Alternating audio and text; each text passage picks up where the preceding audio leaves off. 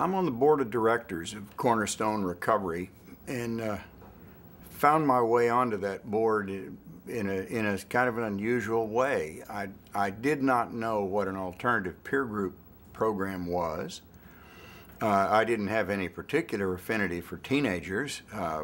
Even when I was one, I didn't have much of an affinity for teenagers. I don't have kids. I just have been in recovery for 27 years and have an appreciation for the usefulness of service work, and it's a big part of what we do. And so a couple of years ago, a friend who also happens to be on the board of Cornerstone Recovery asked if I would consider coming on board. And it's traditional and customary when someone asks you to do something, if you have the time and the inclination and the skills or whatever is being asked for, you do it. And so I said, sure, I would do that. And so I just began showing up in whatever capacity I could be useful and began doing a couple of things that I did professionally in my work. I've had a career that spanned about 35 years in communication consulting, management consulting. So after a period of months of getting my feet wet on the board of Cornerstone, some unusual things began to happen. One of them was I became very interested in what I was seeing around me. Now, I didn't meet many of the kids right away. The first people I had contact with were other board members, and I could see how lit up they were about the work that Cornerstone did, and that got my attention because this was authentic. It wasn't, they weren't just doing it out of a sense of obligation or because someone had drafted them into doing it. They were doing it because they loved it. So I started paying attention to that. And then shortly after that, I began to run into the staff of Cornerstone. And I could see that these were some of the hardest working, some would say even overworked at times, they're just running at red line, people that I had ever seen, but they absolutely loved what they were doing. And that really began to get my attention. What is it about this place that causes people to get so invested in it? What is there that they believed in so much? And so I started to then get to know some of the kids, and that's when the lights went on for me.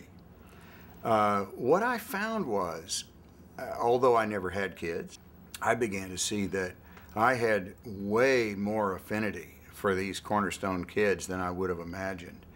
And by that point, I'd begun to learn a little about the model that Cornerstone uses and how the organization does what it does.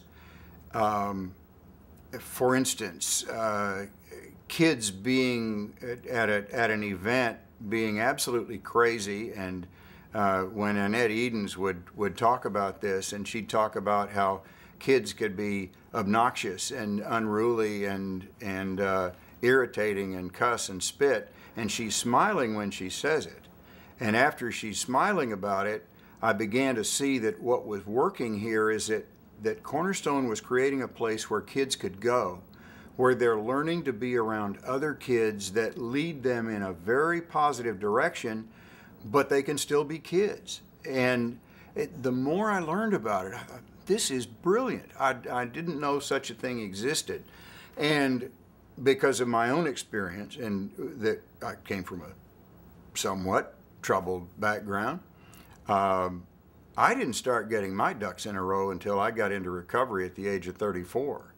And it was inescapable when I began to see how Cornerstone does what it does, that they have the capacity and proven ability to find these kids or pull these kids in maybe 3 years into their acting out career, their drinking or their using or whatever their behavior is that's got them at risk, and can interrupt it and put them back on a track that turns them into these amazing, extraordinary kids. See, I used to see them at AA meetings that I went to. I would see some kids that had gone through the 3-year Cornerstone program and had emerged from it, and these were some of the most amazing young people that AA had seen. the maturity that they showed was greater than what I had when I was 40. And I thought, this is just amazing. How do they do this? And so it's kind of obvious. I began to get more and more invested in the process and fascinated by it, wanting to hear how you did it. And just about that time, I started turning yellow, and we figured I'd picked up hepatitis somewhere. And it turned out the good news was I didn't have hepatitis. The bad news was I had pancreatic cancer, which my sister had died of 5 years ago. My prognosis was 8 to 12 months. I have a window of opportunity to have a really pretty good quality of life. It was a really easy decision to decide to stay with what I'd been doing, because honest to God, by doing those things, I've ended up with the best life I could have imagined. I cannot describe it. It's the joy you find, the contentment that you find is simply beyond description. What an organization like Cornerstone does is put not a rule book, but it puts a process in our hands that can absolutely give you an amazing life in pretty short order. Now, 3 years may seem like a long time when you're a kid, but considering some of the people I'd run into when I'd visit the prisons who were 54, 55, and just now trying to grow up, 3 years isn't so much time. There's one thing I would want to mention that was profoundly important for me, and I think ties into how I look at Cornerstone generally and the brilliance of the Cornerstone model and what it does. I didn't get into recovery until I was 34. I kind of got into recovery by the bumper car method. I just sort of bounced through life, teetering on the brink at one point and being rescued by saints at another point. When I look back at what my route to recovery was, and then I look at what Cornerstone does, the astonishing thing and what I think is so cool, and it goes to why I decided to leave a pretty good sized bequest to Cornerstone, even though I haven't been around on the board that long. But how cool is it if you can catch these kids when they're 16, where they may have started using when they're 13 or 12, and you catch them when they're 16 and help them become these amazing young adults that I ran into at AA meetings and that I see in medical school and law school and becoming leaders of the community. I mean, how cool is that? Or do we just keep our fingers crossed and hope that a few of them are lucky enough or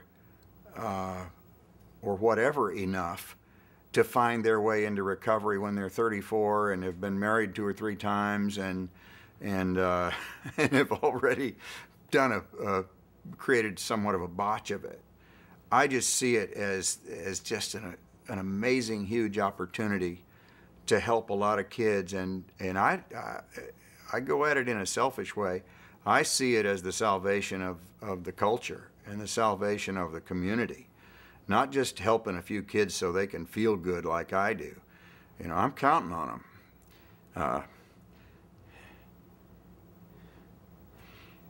These kids who are learning how to do what they do and learning the accountability and the responsibility that comes from really learning the ropes and learning to help other people in Cornerstone are going to be the leaders of our culture. And I think they're going to save us. I think the future is going to be in okay hands. I won't be around to see it. But I have no doubt that it's in good hands.